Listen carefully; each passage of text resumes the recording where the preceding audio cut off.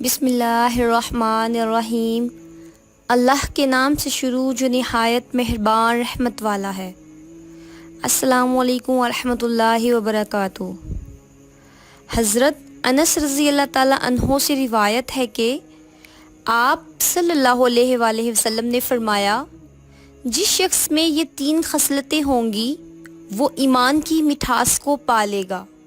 Number 1، اللہ اور اس کا رسول اس کے نزدیک سب سے زیادہ محبوب بن جائے۔ نمبر 2، وہ کسی انسان سے محض اللہ کی رضا کے لیے محبت رکھے۔ نمبر 3، وہ کفر میں واپس لوٹنے کو ایسا برا جانے جیسا کہ آگ میں ڈالے جانے کو برا جانتا ہے۔ صحیح بخاری حدیث نمبر 16۔ جزاک اللہ خیرہ۔ Subscribe for more videos.